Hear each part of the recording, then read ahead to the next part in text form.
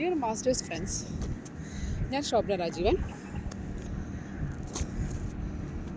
Masters അത്ലറ്റ്സിൽ ചില പേര് original athletes ആവാം. ആഫ്റ്റർ റിട്ടയർമെൻറ്റ് ഒരു ഹെൽത്തി ലൈഫ് സ്റ്റൈലിന് വേണ്ടിയിട്ട് സ്റ്റാർട്ട് ചെയ്തവരാവാം. അപ്പോൾ ഒറിജിനൽ അത്ലറ്റ് ആകുമ്പോൾ അവർക്ക് നോർമലി എന്താണ് വാമപ്പ്, എന്താണ് വാം ഡൗൺ, എന്താണ് വർക്കൗട്ട്, അതൊക്കെ അറിയാം.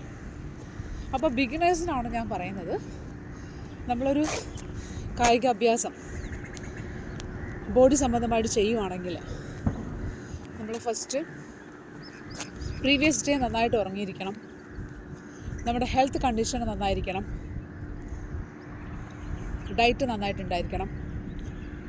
നമ്മൾ മോർണിംഗിൽ വർക്കൗട്ട് അല്ലെങ്കിൽ ഈവനിങ്ങിൽ വർക്കൗട്ട് ചെയ്യുന്നത് മുന്നേ നമ്മളെ ബോഡിനെ ഒന്ന് തൊട്ട് തലോടി അങ്ങനെ തന്നെ പറയാം, സോഫ്റ്റായിട്ട് ബോഡിനെ ഒന്ന് ഹീറ്റ് ചെയ്യാം. ജസ്റ്റ് ലൈറ്റ് സ്ട്രെച്ചിങ്ങും കാര്യങ്ങളൊക്കെ ഒന്ന് കഴുത്തൊക്കെ റൊട്ടേറ്റ് ചെയ്ത് കൈയൊക്കെ ഒന്ന് ജസ്റ്റ് പ്രാക്ടീസ് പോലെയല്ല, ജസ്റ്റ് ചെയ്യുന്നതിന് മുന്നേ ഉള്ളൊരു സപ്പോർട്ടുണ്ട്. കൈയൊക്കെ ഒന്ന് ഷേക്ക് ചെയ്ത് കാല് ടോസൊക്കെ ഒന്ന് ചെയ്ത് ജസ്റ്റ് ഒരു ലൈറ്റ് സ്ട്രെച്ചിങ്ങും ഒരു മുന്നോട്ട് ലീൻ ചെയ്ത് കാലിൻ്റെ ഇതൊക്കെ ചെയ്ത് ഈ ഒരു സംഭവമൊക്കെ ചെയ്യാം. ഇതിന് ശേഷമാണ് നമ്മൾ ഗ്രാജുവലായിട്ട് കുറച്ച് വാക്ക് ചെയ്യാം. അതിന് ശേഷമാണ് റൺ ചെയ്യുക. റൺ ചെയ്ത് ബോഡി ഹീറ്റായതിനു ശേഷം എത്രയാണെന്ന് വെച്ചാൽ നിങ്ങൾ വലിയ ഗ്രൗണ്ടിലാണ് ഓടുന്നത്, വെർട്ടിക്കുലർ, പാരൽ, എങ്ങനെയാണോ നിങ്ങളെ വർക്കിംഗ് ഏരിയ, പ്രാക്ടീസ് ഏരിയ, അപ്പോൾ അതേപോലെ കുറച്ചൊരു 15 മിനിറ്റ്സ് അല്ലെങ്കിൽ ഒരു 20 മിനിറ്റ്സ് സ്ലോ റണ്ണിങ് ചെയ്യുക. അതിനുശേഷം ജനറൽ വാമപ്പ് മീൻസ് നമ്മൾ ഒന്നുകിൽ തല തൊട്ട് ടോസ് വരെ, കാലിൻ്റെ പാദം വരെ, അല്ലെങ്കിൽ പാദം തൊട്ട് തല വരെ റൊട്ടേഷനും സ്ട്രെച്ചിങ്ങും കാര്യങ്ങളൊക്കെ ആയിട്ട് ചെയ്യാം. അതിനുശേഷം ബോഡി ഒന്ന് പ്രിപ്പയർ ആയതിനു ശേഷം മാത്രമേ നമ്മൾ പെർട്ടിക്കുലർ എന്താണെന്ന് വെച്ചാൽ അവരവർ വർക്കൗട്ട്, ഇപ്പോൾ വാക്കിംഗ് ആണെങ്കിൽ വാക്കിങ്, റണ്ണിങ് ആണെങ്കിൽ റണ്ണിങ്, ത്രോസ് ആണെങ്കിൽ ജമ്പ് ആണെങ്കിൽ അങ്ങനെ.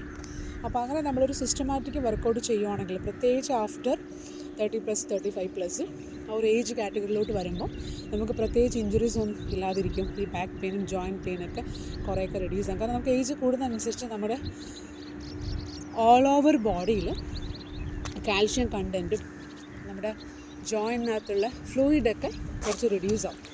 ഒന്ന് ഏജിനെയും കൊണ്ടായിരിക്കാം, അല്ലെങ്കിൽ നമ്മൾ ഫുഡ് ഡെഫിഷ്യൻസി കൊണ്ട്, പിന്നെ നമ്മുടെ ലൈഫ് സ്റ്റൈൽ കൊണ്ടും അങ്ങനെയൊക്കെ സംഭവിക്കാം. അപ്പം ഇങ്ങനെയുള്ള നല്ല റൊട്ടീൻ കൊണ്ട് ഇങ്ങനെയുള്ള പ്രാക്ടീസും കാര്യങ്ങളൊക്കെ ചെയ്ത് നല്ലൊരു ഹെൽത്തി മനോഭാവത്തിൽ ഇതിനെ എടുക്കുവാണെങ്കിൽ നമുക്ക് എന്താ പറയുക, ഇത്തിരി വ്യായാമവും ഒത്തിരി ആരോഗ്യവും എന്നും നമുക്ക് മുന്നോട്ട് കൊണ്ടുപോകാൻ പറ്റും. എല്ലാവർക്കും നല്ല ദിനം ആശംസിക്കുന്നു. Thank you.